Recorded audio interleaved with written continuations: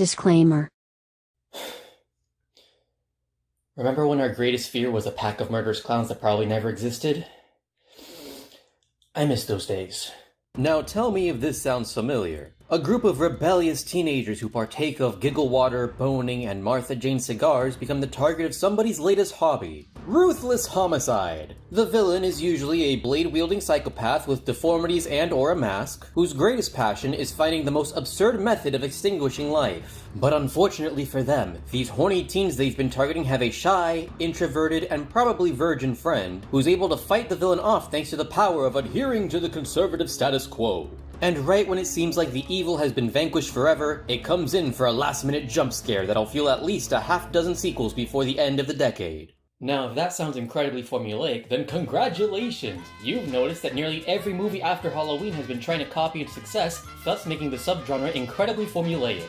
Every shameless ripoff of the story Halloween made big stands as a testament to just how great the original film is. It's a simple movie with a simple premise executing the simple fear of being simply murdered by a stranger. And to be quite frank, it's done extremely well. John Carpenter's Halloween is a horror movie that understood that less is more. And because of this, it's rightly one of the most successful indie films ever made, and it's a true icon of horror films as a whole. Even the naming conventions of most slasher films are incredibly formulaic, because folks decided, hey, if we're just gonna copy Halloween, we might as well copy the naming convention of naming our film after a holiday or noteworthy date. I mean, you've got Halloween, Friday the 13th, Thanksgiving, Silent Night Deadly Night, New Year's Evil, My Bloody Valentine, April Fool's Day, Sweet 16, Happy Birthday to Me, Happy Death Day to You, Bloody Birthday, Final Exam, Prom Night, Graduation Day, hell!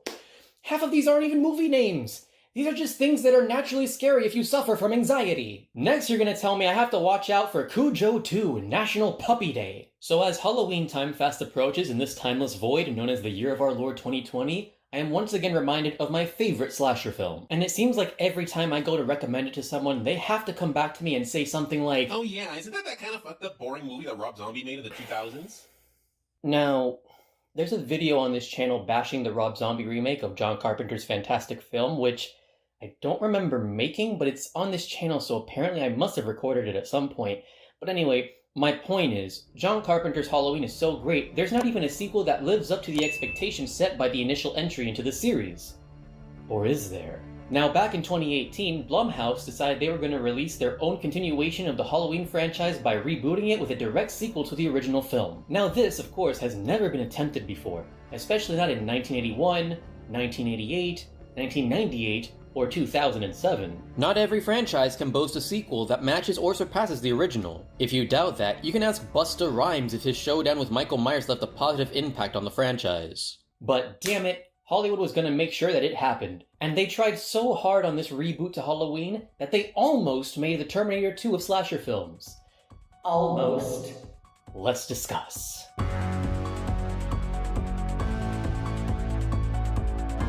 Blumhouse's Halloween picks up 40 years after the events of the original film, as the original survivor of the babysitter murders, Laurie Strode, prepares for the return of Michael Myers. When Myers escapes from Smith Grove Sanitarium during a transport to a maximum security prison, Strode must confront the entity that's consumed her life, in hopes that 40 years of planning was enough to prepare her in finally destroying the Shape.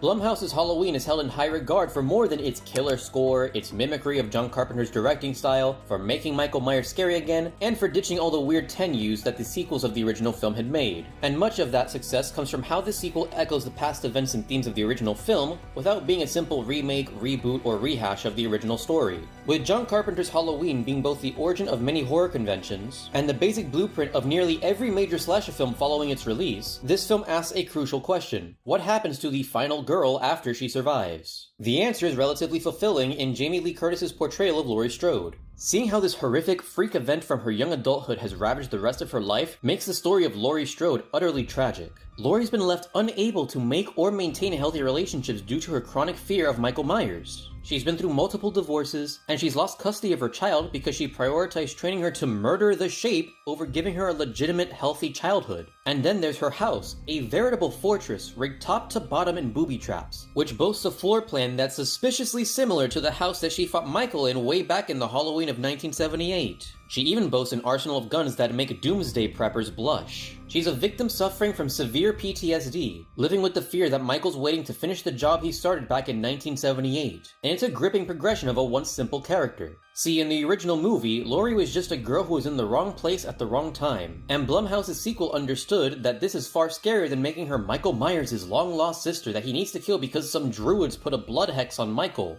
And no, I'm not making that up. By all accounts, every decision that Laurie Strode has made in the 40 years since the babysitter murders has been an echo of the trauma of that horrific night. This is by no means a healthy way to cope. And the fact that Laurie's family just dismisses her trauma as our crazy grandma who needs to get over it only serves as a painful echo of the real-life situation of people suffering with trauma. This is the horrific, unending reality of someone whose trauma dictates every moment of their lives. The babysitter murders were nothing to Michael Myers, but they were everything to Laurie Strode. Now, this was a great direction to take the character of Laurie in, and even though it's been done before, H2O, it's much more compellingly done here. Michael Myers is referred to as the Shape because he's more than just some dude with a kitchen knife and an unsettling mask. He's a phantom, the boogeyman, the Grim Reaper. He is, as the psychiatrists of these films say, death and evil made flesh.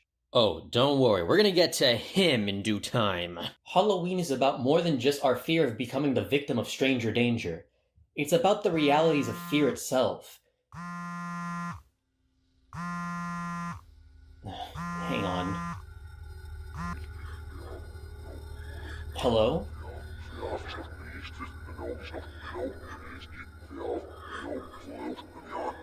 Ugh. I've been getting weird phone calls like that since the start of this month, and I have no idea why or what they are or who's making them. And it's freaking me out, man. You know, it was Lovecraft who said our greatest fear is the fear of the unknown, and I truly believe that's the foundation of every fear we have, up to and including death by murder. And when it comes to murderers, it doesn't matter what the method of their mayhem is. Many people want, or even need, to understand how and why someone is capable of committing such a depraved atrocity. Enter our podcasters, Aaron and Dana, the hosts of a self-proclaimed award-winning true crime podcast that re-examines past murders and The inclusion of these two characters is interesting in two ways. The first and more obvious is as a commentary to the true crime fandom, which I can't believe those are words that go together naturally in this timeline. Look, there's nothing inherently wrong about being interested by true crime or serial killers.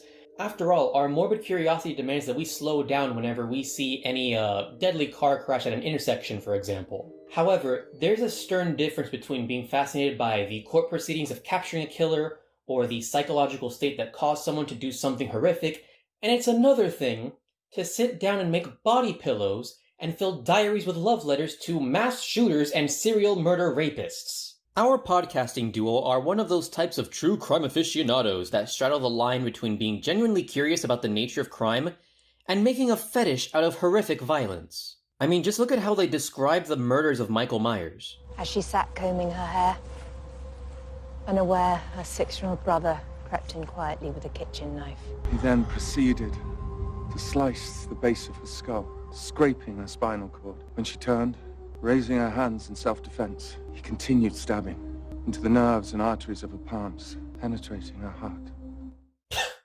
Damn, dude, don't sound so choked up about it. I'm sure I've got a handkerchief around here somewhere you can use. While this film uses Aaron and Dana as a means to make jabs at people who capitalize on the tragedies of others in such a heartless fashion, it's also how this movie holds a funhouse mirror up to the fans of slasher flicks. I mean, seriously, how many people sit down and actually ask why it is we keep buying tickets to see the 13th entry in multiple film series that can all be summarized as a creepy dude with supernatural powers kills teenagers? I guess in some way we all sort of know the answer. It's because we want to see the crazy kills! There's some weird part of the horror film fandom that sits down and says, yes, we want to see eyeballs fly out of heads. We want to see stab victims being thrown around the room. And yes, give us weird, stupid ways for people to die. Anything from some guy's weird fetish to being folded into a bed sandwich. Yes, please, give me more. Who even came up with that last one? Now, of course, horror movies are a bit of casual fun. Watching a horror movie is nowhere near as depraved as scouring the web for snuff films to watch casually. But I suppose that's what makes these two characters, as brief as their appearance in the story is, a little bit interesting for me.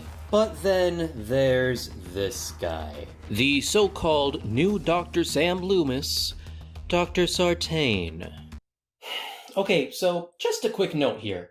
One of the things that made John Carpenter's Halloween so successful was the duality between Michael Myers and his psychiatrist Dr. Loomis. Where Michael Myers was the Dracula of Halloween, Dr. Loomis was the Van Helsing. However, there's a serious problem with Dr. Loomis, in that he's a little bit teensy-wincy bit 30 miles off the cliff of sanity. Dr. Loomis might be Michael Myers' psychiatrist, but he wants nothing more than to murder the Shape. He's totally convinced that there is no saving Michael, and that he's just another batch of murders waiting to happen. And unfortunately, as unhinged as that line of thought is, it's a prediction that proves unfortunately true. In John Carpenter's Halloween, this only helped make the situation Laurie was put in all the more horrifying. She has to evade and or defeat a man who is, for all intents and purposes, an unstoppable killing machine. And her sole savior's an unhinged psychiatrist who wants to kill his patient even at the cost of his own life. Of course, in Blumhouse's film, the character of Dr. Sartain tries to echo that situation following the death of Dr. Loomis by being equally obsessed with Michael Myers as death personified. However, there's a slight twist. Dr. Sartain wants to understand why Michael kills firsthand. In what I hesitate to call this film's plot twist, right when it seems like Michael Myers has been captured by the police, Dr. Sartain puts on the Shape's mask and then stabs the cop to death with a pen so he can steal Michael Myers and throw him onto Laurie's property so he can watch them battle to the death. Dude, Dr. Sartain, you like Dragon Ball, dude? You know, it's moments like these that show that no matter what the intentions are of the directors and writers of movies, a lot of them are ultimately tied to the obligations of the Hollywood machine.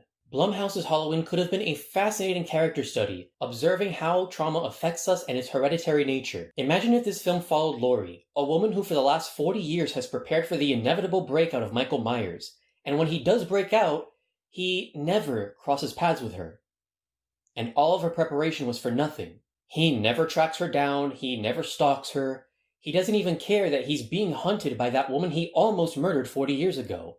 He doesn't know, and he doesn't care. Remember, the babysitter murders were everything to Laurie, but nothing to Michael. What if Michael getting to kill again, though tragic in its own right, never affects Laurie firsthand, and she realizes she's become a victim yet again, but not of Michael, but to her own trauma? I mean, how do you deal with such a realization? That would have been an incredibly bold departure from what audiences might have expected, but I would have loved to see that. But instead, we must fulfill our obligation to oiling up the money printer that is fandom culture by commodifying art and media as a product to be mindlessly consumed. Oh yes, I have a most epic idea. We will have Michael Myers and Laurie Strode have a Trace epic battle to the death in Laurie's funhouse of murder. Look, don't get me wrong, the final showdown's well done, all things considered, and I do love how the film uses visual callbacks to make the battle between Laurie and Michael a case of duality yet again. It's another case of unstoppable force meets immovable object. Hunted becomes hunter. It's the physical manifestation of overcoming trauma by reliving that tragic night in a way where you get to do what you wish you could have done back then, by saving the people you love. It's another echo of that theme of duality that's both a fascinating idea and a touch of fan service that doesn't get so obnoxious that it distracts from the film itself. At least, if you're not a cynical bastard like me.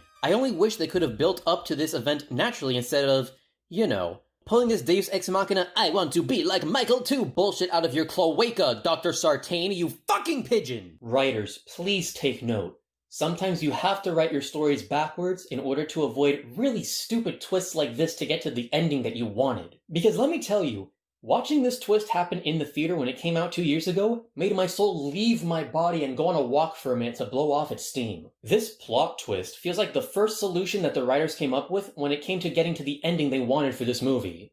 And it really, really shows. Look, despite everything, Blumhouse's Halloween is hands down, no question, the best sequel to Halloween. Don't get me wrong, it has its issues, but it wraps up the story of Michael Myers in a way that is overall satisfying. And thankfully, Hollywood decided that this is it. We're never gonna see another awful sequel to Halloween ever again. Give me a second. Hello? Check your feed. Checkmate.